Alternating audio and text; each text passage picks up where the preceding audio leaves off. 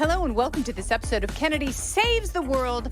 And now spring break is just about upon us. And that means that if you have friends and you've been cold all winter and you have wanderlust, it's time to plan a trip with your friends, which can be the very greatest travel adventures.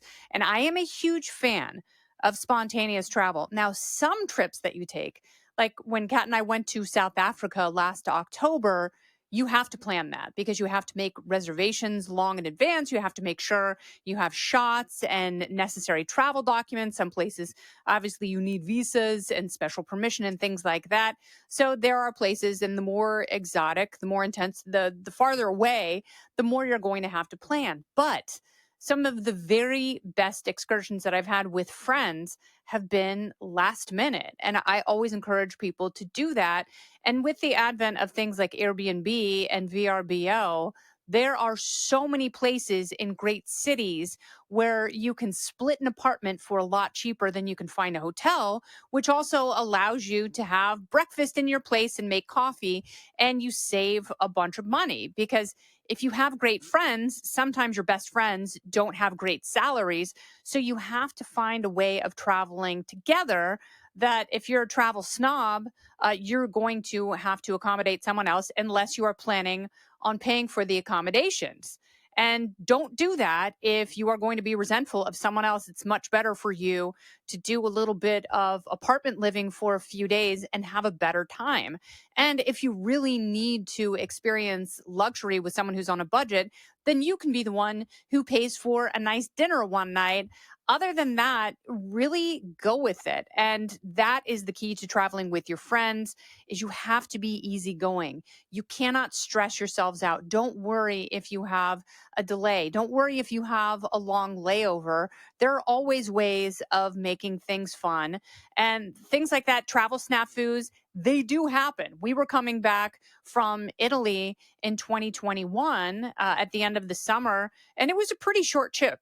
It was about 5 days, and there were three of us, and we decided at the last minute that we were going to go to the Amalfi Coast. And again, we found a VRBO apartment that accommodated all of us. It was very reasonable. We walked into Amalfi about a mile every day. The tickets were pretty reasonable because it was during the pandemic. But if you travel with points or if you are not married to points and you can find travel bargains, that kind of last minute cool travel is available to you. And it doesn't matter where you are, where you live, or what your budget is, you can always find some place to go. And once you have a friend you can travel with, that is one of the most valuable things in the world. And guard that friendship with your life.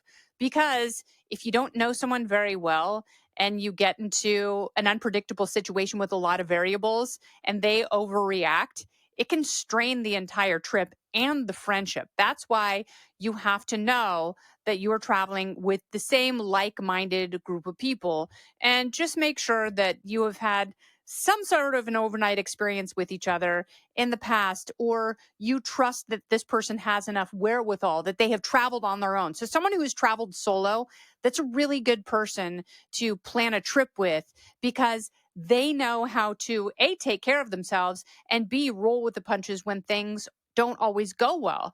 So once you talk it out and you find someone who has a lot of stamps in their passport, and that I have to admit has been my motivation since the end of last summer, is getting more stamps in my passport. Because the older I get and the more I travel, the more varied I want my passport to be. So when I look back, every time you see a new stamp from a country you haven't been to, it automatically jostles the incredible memories that you've got. Don't go anywhere. More Kennedy Saves the World right after this. So you can sit down and come up with cool places and a cool list with people. And then once you do that, just execute, pull the trigger, because people oftentimes hold themselves back. I was talking to a woman last year and she was like, oh, my husband and I really want to go to Italy, but we really have to plan it. It's going to take a few years to plan. A few years? You could plan a great trip to Italy in a few weeks. So a couple of years ago, a good friend of mine and I last minute went to London, same thing, got an apartment, used points, flew over, took a red eye. So we landed in the morning, stashed our bags at the apartment, and went and had an incredible day where we got massages and acupuncture in Chinatown. And then we went for gluten-free high tea at Fortnum and Mason or whatever the place was called that was all Tiffany box blue. And it was incredible. And I remember how everything tasted and smelled and looked because we weren't expecting to have this level of cool experience that quickly when we got off the plane, but we did. And another thing that I like to do is have everyone make a list of what they would conceivably like to do, but not be married to an itinerary because that can be a real downer. If every moment of your day is planned for, then you can't have those spontaneous adventures or rest. And that means that you kind of hold yourself back from dancing or going out and having a great time if you're worried about being up early in the morning. So don't overplan your trip. But if you have dead spots, always rely on the list so you have something to do no matter what. That really works in big cities, but you do have to do some homework in advance. You have to know the days the museums are closed, or if it's a big museum like the Louvre, you have to know if you have to buy tickets in advance and if they sell out. Last year, I took my daughter and her friend to California Adventure in Southern California, which is next to Disneyland. And they're like, sorry, we're sold out. I'm like, how do you sell out? They only sell a certain number of tickets now, but we convinced them to let us in. But that was one of those things where we didn't do the research in advance, didn't think you had to research California Adventure. But things like that always happen. And this is another thing. Like, be nice to people who work for airlines and at ticket counters, whether it's museums or other attractions. Be kind to them because they are having to interface with rude tourists all day long. And if you want something extra, if you want something special, always be kind to them. Imagine yourself in their shoes. Imagine the kind of person that you would want to talk to and the kind of person that you would want to help. And by and large, if you're cool, they will be cool back. And it's really not worth losing your mind on someone unless they have been really egregious. Then, of course, you have to self-advocate and sometimes use self-defense, but always save those for particularly strange situations.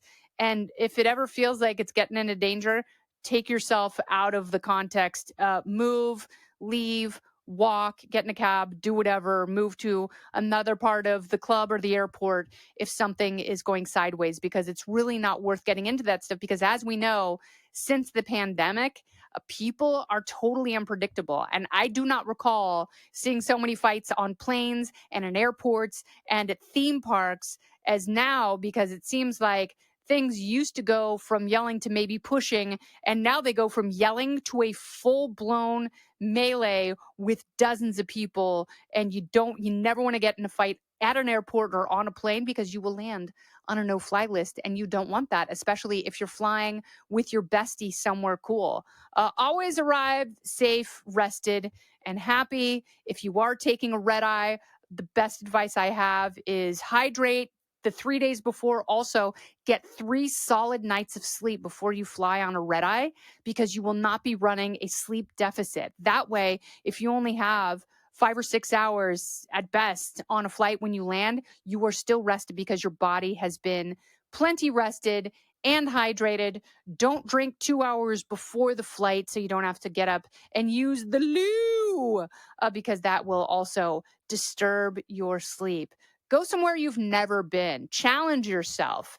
And if you have a friend who's already researched a place, go with that. Learn to trust each other and really let go and let the adventure begin. And let me know how amazing it is when you finally have your spring fling and fly, Clarice, far away. This has been Kennedy Saves the World. I'm Kennedy.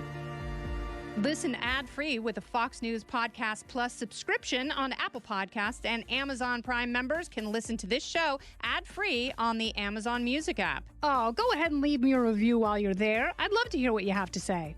You've been listening to Kennedy Saves the World on the Fox News Podcast Network.